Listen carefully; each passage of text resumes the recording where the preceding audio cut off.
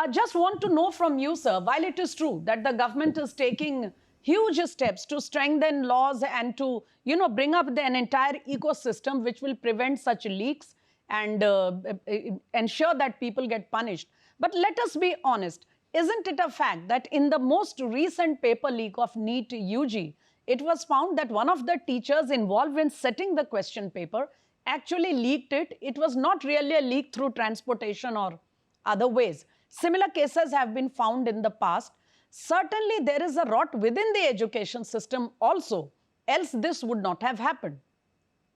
See, let me try to draw your attention to the fact that what are these stakeholders into the entire process? First, of course, is the paper setter. Second is the printer. Third is the, of course, logistics.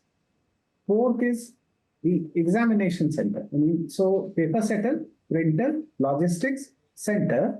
And last but not the least is the organizer, which is coordinating in the entire this thing. Like in this case, it was NTA. In some other case, like for example, Public Service Commission, UPSC, you can conduct CAT examination, JEE. So there are different bodies. So that is the organizer. You're going to find out which particular stakeholder is the most vulnerable one. Very important to understand. Like in case of any crime, you start the investigation of the crime by identifying who is the biggest beneficiary of this thing. So here, something that I was referring to earlier, that this external factors, that is primarily the coaching institution, because with the individual turning role, the system is designed such that it may not lead to a pure lead. Because so as someone, several sets. Professor Rai, as someone who is involved, engaged with students all the time and have seen this from inside, what do you propose should be done about these coaching centers? Because you have been repeating your point that coaching centers have played a big role in, sort of messing up this whole, the examination system. See, this is a larger policy issue, and if you attend this issue in terms of policy as a principle, you will be able to address all the entrances and all the one-day examination, job type examinations. So you essentially need to find out what exactly is the policy initiative to curb the role of these coaching institutions. Because no, what kind of regulation do you think will work? What do you have in mind? I mean, one thing that is the punitive action on the culprit who is identified after an investigation and process and subsequently approved by the legislative, court and judicial body. That is one part of it. But second is the preventive mechanism. Preventive mechanism is such instances do not occur or recur. Now, for that, you essentially need to have an overhaul into the infusion of such stakeholders in this complex web of. See, Madam, I also want to, because I conducted 2 all India level examination of BEd during COVID, with close to 8 lakh people who are appearing for BEd entrance.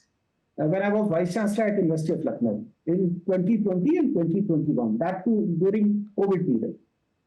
We must know that when you talk about these specific leaks, paper are hardly leaked at center level.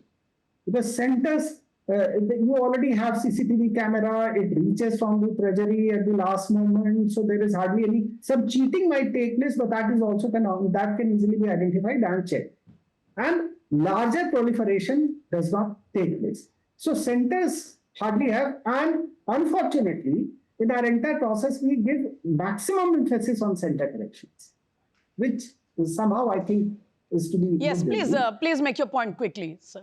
See, and so printers, because they are into business, they would, I don't know if at all there is some kind of accreditation of these printing organizations and logistics companies, because they have to be in the business. There is not much chance of it. So I would again want the external stakeholders to be checked into, to be looked into, and a larger policy for them to come into. So Please. as we are hearing about these new amendments that have been proposed, that were passed by the cabinet, we are hearing that there will be maximum dependence now on digital mechanisms. The entire examination evaluation process, to as much extent as possible, it will be made digitally sound. It will be computer based. So like you were saying, perhaps the dependence on external stakeholders will get minimum. That is what is being expected. That is what is anticipated. Coming back to Mr. O.P. Singh, sir, certain specifics about the new amendments have already come out. One is establishing fast-track courts, and not just setting up the courts, but giving them a time-bound mandate to complete the hearing and reach the logical conclusion. Also, there are amendments about increasing the quantum of punishment, as just mentioned, and exponentially increasing the financial burden, the fines. How far do you think these amendments, so far as we know them till now, are going to make a change in the system, including the impediment you were pointing out about this interstate operation of these mafia gangs? These two measures are definitely welcome measures. The establishing of the fast court as well as enhancing the quantum of punishment. They are definitely much required measures. But at the same time, as Mr. Aman has said, we need to fast track our investigations as well. And for that, you have to look at the impediments and the challenges before the law enforcement agency. The police faces a lot of challenges in investigating these cases. Okay, so I'll be specific here. For the benefit of our viewers, suppose there is a paper leak which happens in Patna or Lucknow, and then the investigating team finds that the people are spread over Mumbai and Bangalore and Chennai. As an investigator, as a policeman, what would you say is the best way to deal with this legally? What kind of a change or amendment, or what kind of an improvement can be brought in the system to make it faster?